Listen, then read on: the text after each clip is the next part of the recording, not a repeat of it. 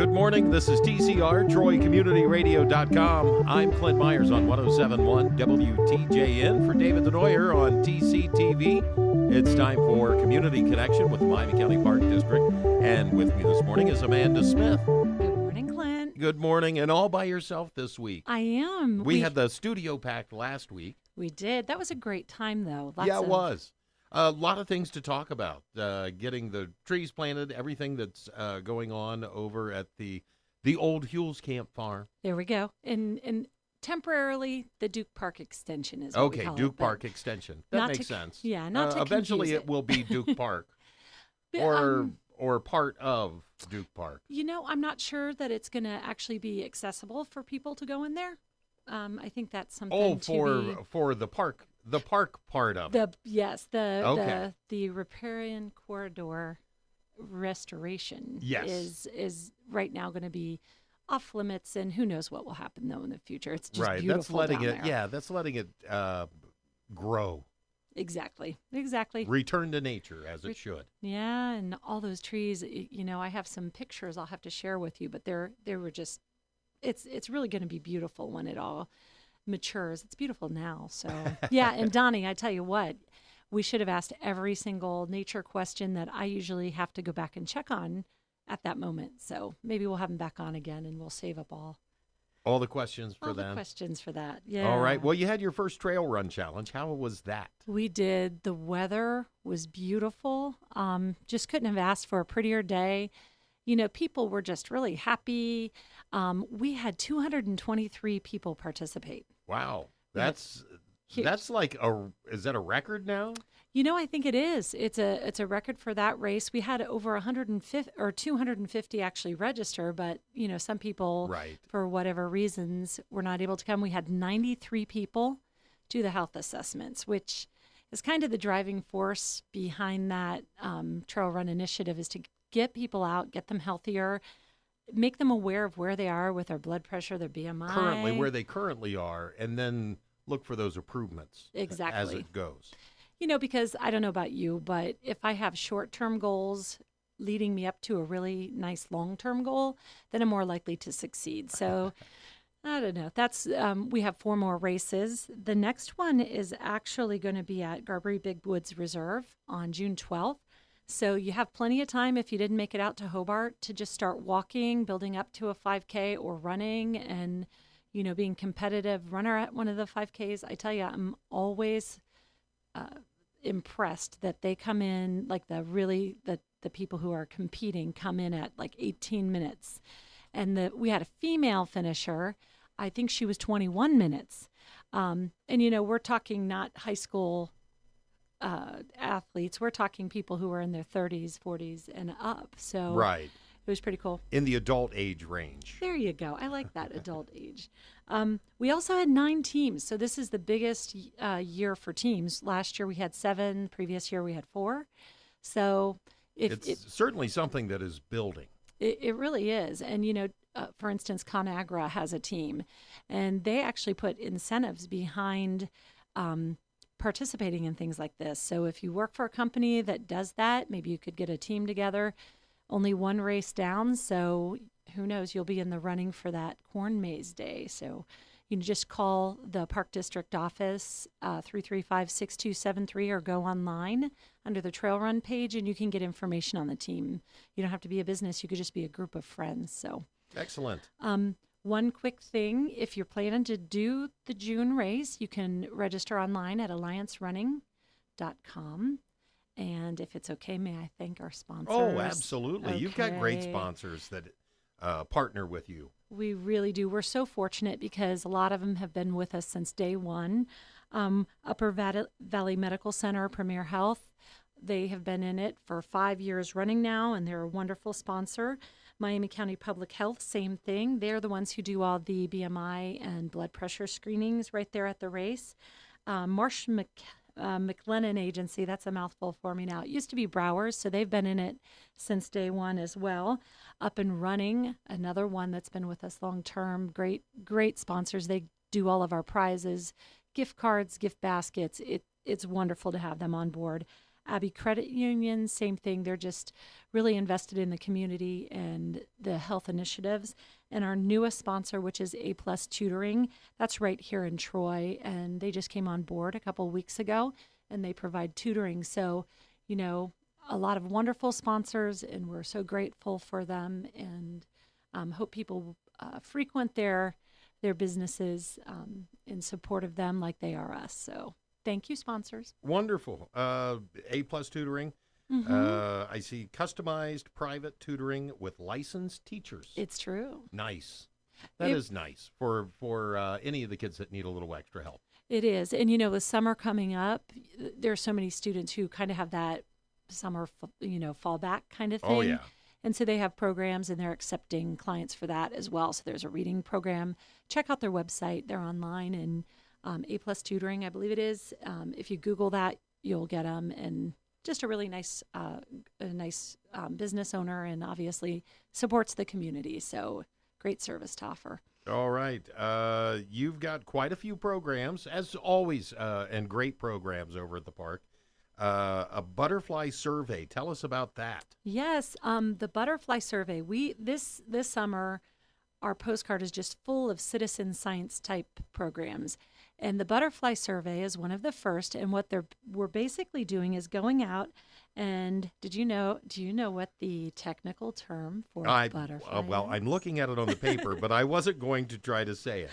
Lepidoptera. That's Lepidoptera. Yes, those are one of my favorite words to say, in the bug world. But anyway, learning about the different types of butterflies and understanding butterfly ecology. So you walk out, you look for different types of plants. Eventually, we're going to also have monarch surveying, which goes to a national monarch group that tracks them, looks at the habitat, the numbers, and all of that. So this is a really good introduction to this type of program, and we hope people will come out and put on their citizen scientist hat and help us survey the habitats for the lepidopteras. Now, people can also find out information of plants. Maybe they could plant around their house that attract butterflies. I know a lot of them plants in the milkweed family draw butterflies in. Absolutely, especially for the monarch. Most of the local nurseries, and even sometimes just on plants that you might find at one of the bigger stores, will tell you, this is butterfly friendly. And so look for native, because those are going to be hardy during droughts, or, they're used to being in this right, this environment. Region. Yeah, the environment. This environment. So, but most of the garden centers can tell you what types of pollinators the different plants will attract. And, it really helps out those migrating monarchs in the middle of the summer if you have a couple milkweed plants and butterfly bushes and, Gotcha. So May 3rd, you have a adult exploration hike. We do. We're going to be tromping around Garberry Big Woods Sanctuary. And that is one of the most beautiful parks. Just beautiful trees. There's a boardwalk. I think the young wildflowers will still be around on the decline, but you might catch some of those. So head out there May 3rd from 9 to 11. Not fast paced, kind of like learning along the trail. Sassafras Susan is a wonderful guide for that adult exploration hike. So, and for someone who really gives a hoot about the parks, I like that. you've got another program on May 6th. We do, Owls and Howls. So we're going out. It's going to be a full moon. How cool is that? Yeah. Oh, so this truly is a nighttime program. This is a nighttime program. And that's nighttime is always different in the parks. It really is. You hear different things, just moonlight. Hopefully we'll have a clear night for that. It's on May 6th. It's at Maple Ridge Reserve right up there in Covington.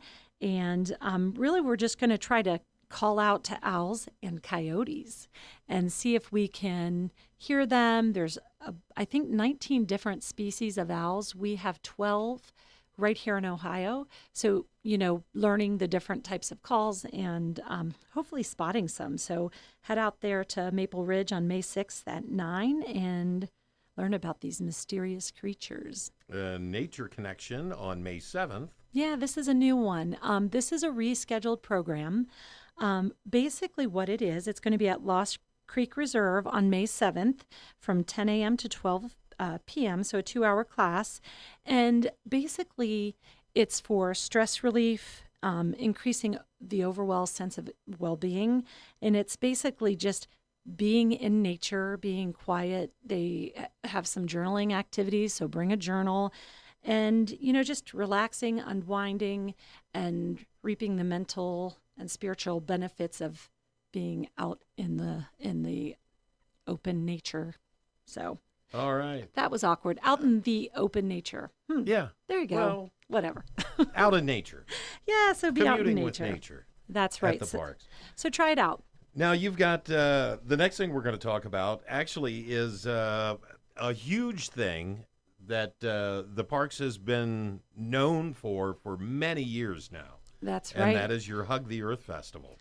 Yes, it's changed names over the years, but this is the 20th year of this partnership with the schools in Miami County, where it's a 3-part program. You go, you learn about something in the park on a field trip. You learn about it in the classroom. You learn a song. You learn choreography. You make a costume. And then at the end of this 3-part program, there's this huge Hug the Earth Festival for the school children. And that happens this year, May 10th through the 13th. So we'll have about 3,000 kids for Wow. the school festival. Yeah. Now, Fun- you've been in the school with the kids. Absolutely. Yes, our naturalists actually go in and teach the children about, say they're learning about heat and pressure, which is a banana slug song about rocks. So they learn about sedimentary and all the different rock types, how they're formed, and they learn the song and they make these really cool costumes.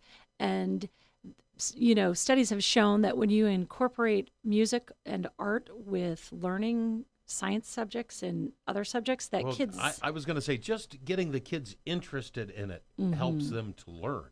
It makes it fun. It gives them a reason to want to learn. It's true. I mean, I still sing Three's a Magic Number from Schoolhouse Rock because for some reason, counting by threes, Just a bill. Yeah, just a bill. There's lots of them. Those were the good old days, huh? But anyway, so the kids come out during the week. They get really excited. They get to sing with a Banana Slug String Band. And then on Saturday, which this year it's on May 14th, it's open to the public. So the public can come out at noon and watch a Banana Slug String Band and sign up for a canoe outing.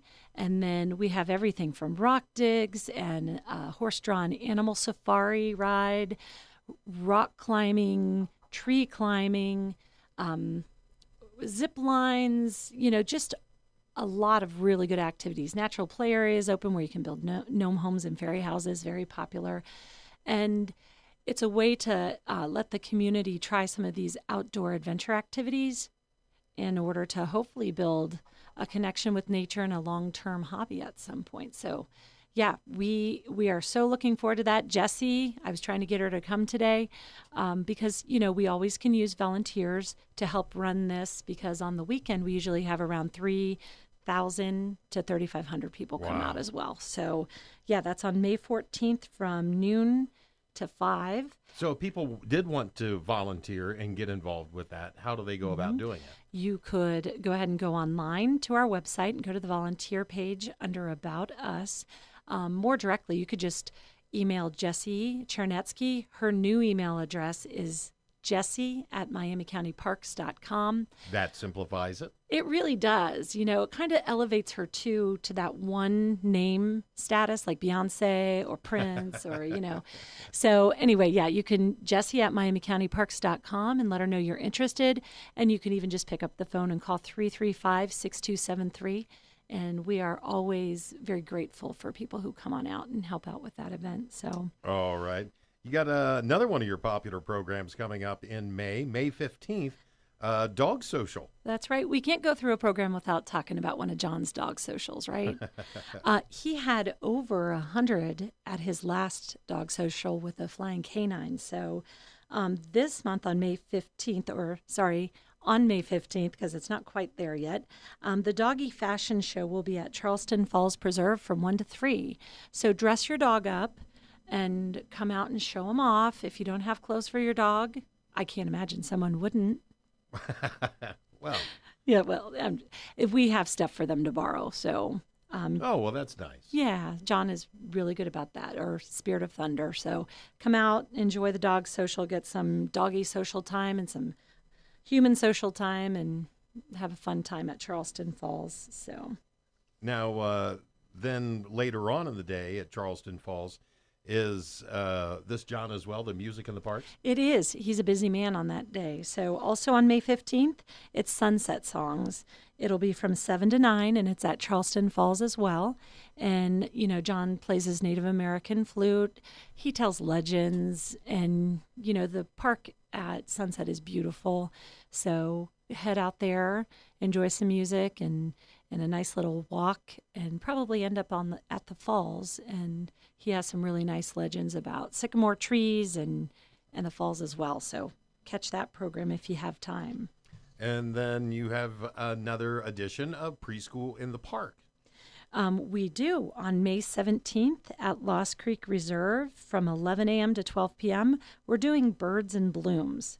So basically, the preschoolers get to read a book together, and then they go out onto the trail to just kind of discover what kind of wildflowers and birds they'll spot.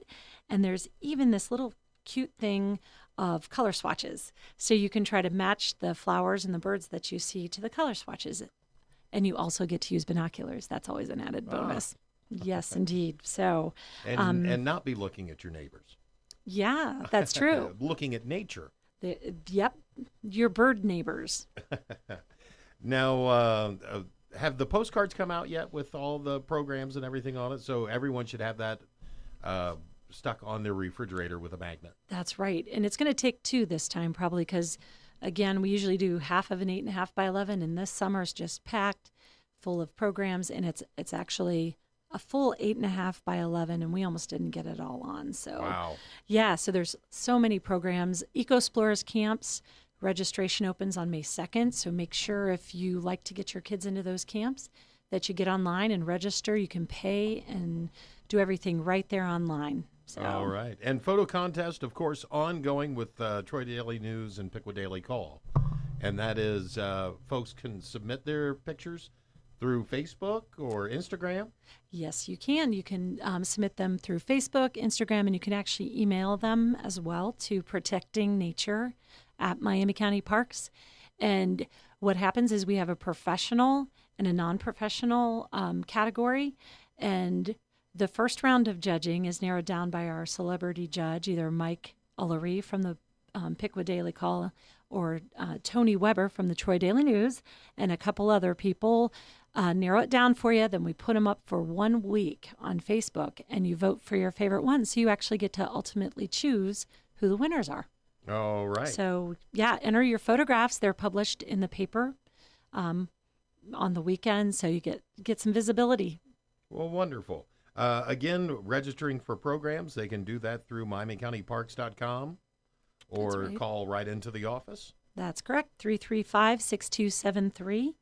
And then the good old-fashioned register at MiamiCountyParks.com if you just want to do that. It's actually becoming easier, I think, to do it online, though, just because it's all right there. You get your email confirmation. So that's the recommended method, but you have other options. All right. So. Well, thank you so much, Amanda. Thank you. This has been Community Connection with the Miami County Parks. I'm Clint Myers on 107.1 WTJN for David Denoyer on TCTV.